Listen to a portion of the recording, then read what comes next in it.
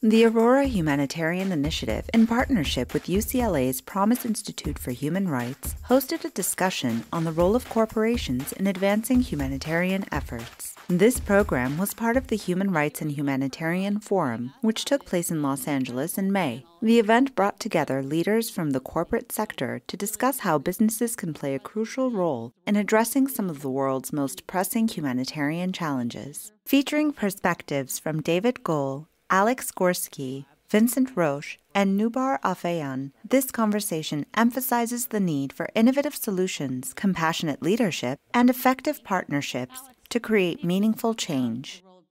Really eager for your perspectives on the question at hand, which is the role of corporations in advancing a humanitarian agenda.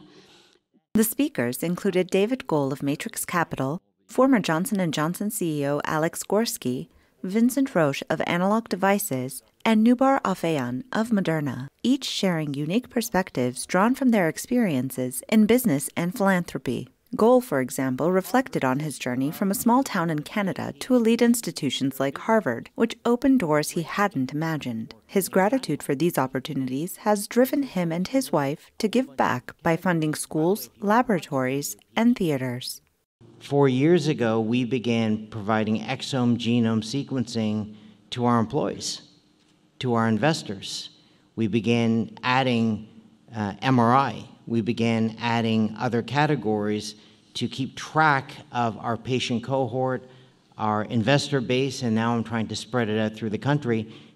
Goel believes in using cutting-edge medical technology not just for business purposes, but to improve the health and well-being of company employees, and that widespread adoption of these methods could allow for better early detection and response to health risks. In the discussion, panelists addressed several key questions, including why corporations should be involved in humanitarian work, how they can effectively contribute, and the barriers they face. One common theme was the idea that corporate responsibility goes beyond profits. It includes a commitment to addressing social and environmental issues that affect communities worldwide.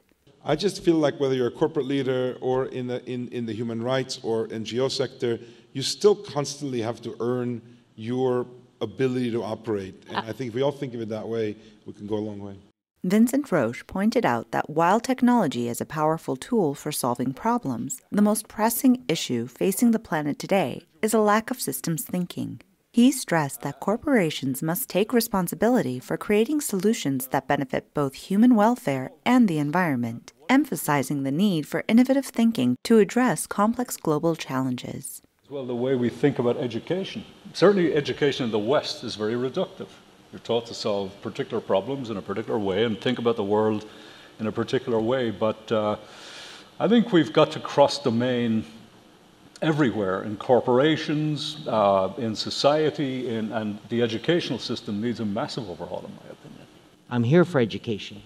I want education to go to our youth to assemble and accelerate their throughput to be competitive. If I think about one of the things that technology may not solve that we need to keep in mind is compassion. Alex Gorsky discussed the significant influence large corporations can have in driving change, highlighting the importance of partnerships between NGOs and large businesses to create a meaningful impact. He noted that larger companies often set the standards for employee benefits, wages, and safety protocols, thereby influencing policies on a global scale. What I would submit is think of business, how can you partner with big business to bring about some of that change that then locally can actually have very significant impact. During the panel, Noubar Afeyan emphasized the transformative power of imagination in addressing humanitarian challenges. I think that our education systems do not do a good job in encouraging our students to use their imagination, even while they become experts in science and in known subjects, because sometimes that imagination is viewed to be kind of the weak part of the activity.